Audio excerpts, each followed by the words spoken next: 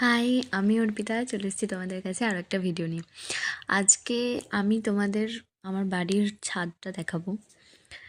তো চলো দেখাই যে ছাদে কি তোমাদের আজকে দেখাবো। তো দেখো, অনেকগুলো ফুল গাছ লাগিয়েছি আমি, পরে দেখাবো সেগুলো কী কী লাগিয়েছি, কী ফুল হয়েছে। তো আজকে দেখাবো আমি আমাদের পেয়ারা গাছটা। এই পেয়ারা গাছটায় প্রচুর পরিমাণে পেয়ারা ধরেছে। গাছটায় রীতিমতো পাতার মানে তলায় তলায় পুরো পেয়ারাগুলো ধরে আছে, বাট আমরা খেতে পাচ্ছি না। দুঃখিত তার জন্য। মানে প্রত্যেক দিন এক আত্মীয় আমাদের এসে পুরো আমাদের ছাদের নিচে বসে পেয়ারাগুলো সুন্দর করে চেবিয়ে চেবিয়ে খেয়ে চলে যাচ্ছে। আমরা কিছু করতে পারছি না। এদিকে দেখো, আমি একটা পেয়ারা তুলেছি, ওদিকে মা আমার সাথে তুলছে পেয়ারা। এদিকে দেখো পেয়ারাগুলো পাখিতে কীরকম খেয়ে ফেলেছে, পুরো ফুটো করে দিয়েছে। মানে পেয়ারাগুলো অনেকটা বড়, সেই জন্য আমরা একটু বড় হলেও সেগুলো পারতে পারছি না, যেগুলো প্রচণ্ড কষা, পারতে পারবো না। একটু ডাসানো না হলে পেয়ারাটা খাওয়াও যাবে না। কিন্তু আমাদের কপাল এতটাই খারাপ যে বাঁদরে অর্ধেক খেয়ে চলে যাচ্ছে। জানি না এই কষা পেয়ারাগুলো ওরা কী করে খাচ্ছে, কিন্তু এই ছোট অবস্থাতেই ওরা চিবিয়ে খেয়ে দিচ্ছে। আর সবথেকে বড় জিনিস হচ্ছে গাছটা একদম মানে ডালগুলো একদম ছাদের উপরেই নেমে আছে। দেখো পুরো ছাদের সাথে ঠিকে আছে, আমি দেখাচ্ছি, দেখো পুরো ছাদের সাথে ঠিকে আছে।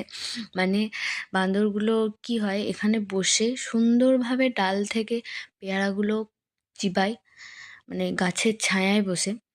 তো আমার মনে হচ্ছে এখানে একটু নুন রেখে যেতে হবে ওদের জন্য, মানে নুন দিয়েই ওরা খেতে পারবে যাতে আনন্দের সহকারে। তো আমি আপাতত দুটোই পেয়েছি, আছে একটু বড় হয়েছে কিন্তু সেগুলো কষা, খাওয়া যাবে না। তো চলো, আর আগের দিনে আমি আরও কটা পেয়েছি সেগুলোও দেখাবো। সব ধুয়ে পরে কেটে একটু ভালো করে মাখাই। চলো আমি নিচে চলে এলাম ছাদ থেকে।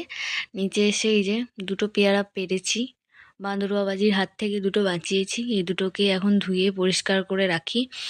আর আগের দিন আরও 3টে না 4টে রেখেছিলাম বোধহয় তুলে, তো ওই 3-4টেও নিয়ে আসি।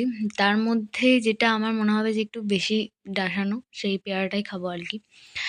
তো চলো, এই যে দেখো 3টে, হ্যাঁ 3টেই পেয়ারা আমি এনেছিলাম আগের দিন। আজকে আরও একটা, এই যে এটা কাটবো, কিন্তু কাটার সময় আমি রীতিমতো যুদ্ধ করেছি। আমি বললাম পেয়ারাগুলো খুব যে একটু ডাসানো হচ্ছে তা না, মানে আমরা যদিও একটু কাঁচা অবস্থায় পারছি যাতে আমরা খেতে পারি, তাতেও কষা লাগে।